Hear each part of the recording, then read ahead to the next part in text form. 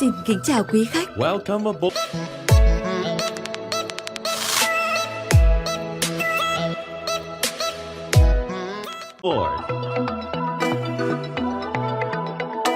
Quý khách không được phép hút thuốc hoặc sử dụng thuốc lá điện tử trên tất cả các chuyến bay của Vietnam Airlines.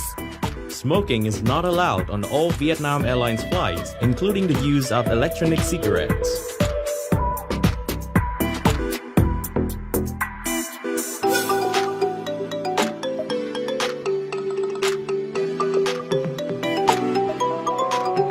Quý khách vui lòng để hành lý xách tay trong ngăn đựng hành lý phía trên hoặc dưới ghế phía trước, không để hành lý trên lối đi và khu vực cửa thoát hiểm.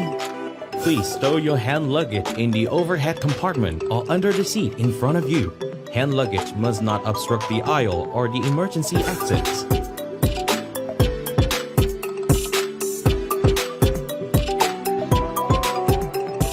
Đề nghị quý khách tắt các thiết bị thu phát sóng, thiết bị có Wi-Fi, máy tính cá nhân, tai nghe có dây, không dây, đồ chơi điện tử cá nhân, điện thoại cầm tay hoặc chuyển sang chế độ trên máy bay và yên lặng cho đến khi quý khách rời khỏi máy bay.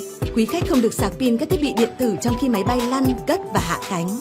Your mobile phones, earpods, game consoles, receiver, transmitter, or Wi-Fi devices and portable electronic equipment must be turned off or switched to flight mode and silent mode until disembarkation. You are not allowed to charge up your portable electronic devices during taxi, takeoff, or landing.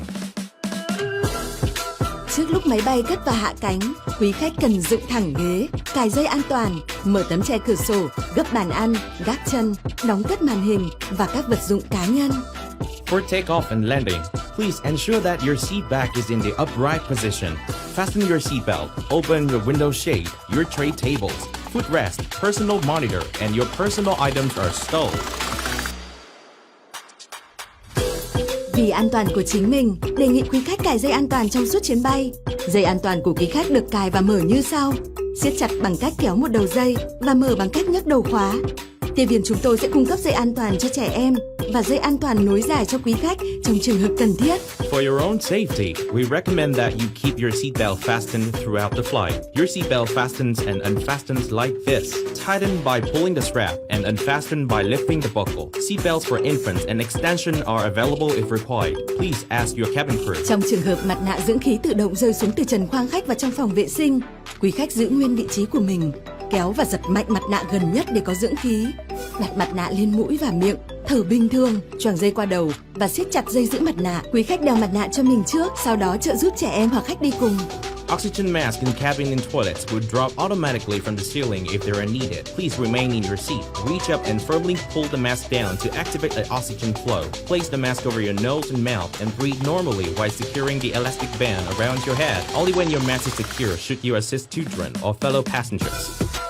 Quý khách không được mở cửa máy bay khi không có yêu cầu của tiếp viên hoặc không phải trường hợp khẩn cấp. You are requested not to open the aircraft door without cabin's attendance requirements or not in case of emergency. Trong trường hợp khẩn cấp, hệ thống đèn thoát hiểm sẽ bật sáng, dẫn quý khách tới cửa thoát hiểm. In the event of emergency, the escape path marking lights will come on to guide you to the exit. Tại mỗi cửa thoát hiểm đều có các đèn bảng hiệu lối thoát hiểm. Trong khoang khách có 8 cửa thoát hiểm, 2 cửa ở phía trước, 4 cửa ở giữa, 2 cửa phía sau. Quý khách vui lòng chú ý cửa thoát hiểm gần nhất đối với mình. Xin lưu ý, cửa thoát hiểm gần nhất có thể ở phía sau vị trí ngồi của quý khách. In the cabin, there are 8 exits, 2 at the front, 4 at the middle, and 2 at the rear. The exit line signs located in the ceiling at each exit area and door frame. Please take a few seconds to familiarize yourself with the nearest exit. In some cases, your nearest exit may be behind you. Trường hợp hạ cánh khẩn cấp xuống nước, áo phao được để trong túi phía dưới ghế hoặc ngăn chứa cạnh ghế. There is a life jacket stored in a pouch underneath or between seats. Sử dụng bằng cách lấy áo ra khỏi túi, mặc choàng qua đầu, thắt chặt dây áo quanh eo. In case of water evacuation, remove the life jacket from the pouch, put it over your head and secure the tapes firmly around your waist. Quý khách không được làm phồng áo khi ở trong máy bay. Tại cửa thoát hiểm, quý khách làm phồng áo bằng cách giật mạnh thẻ đỏ hoặc thổi vào miệng van. Do not inflate it while you are inside the aircraft. The life jacket must only be inflated by pulling down sharply the red tag when you are at the exit. It can also be manually inflated by blowing air into the 2 mouthpieces. Trên áo phao có đèn và còi để gây sự chú ý trong việc cứu nạn. A light and a whistle are attached to the jacket for attraction. Trên máy bay có sẵn áo phao dành riêng cho trẻ em. quý khách không được lấy áo phao ra khỏi vị trí khi không có yêu cầu của tiếp viên. Special life jacket for small children is available on board the aircraft. Do not remove the life jacket from its location without cabin crew's requirement.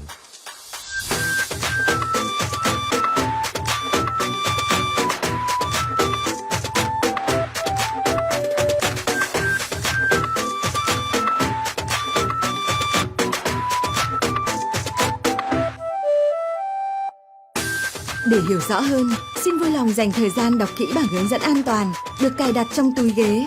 Please take a look at the safety instruction card located in your seat pocket for more details. Chân thành cảm ơn sự chú ý và chúc quý khách một chuyến bay tốt đẹp. Thank you very much for your attention and we wish you a pleasant flight.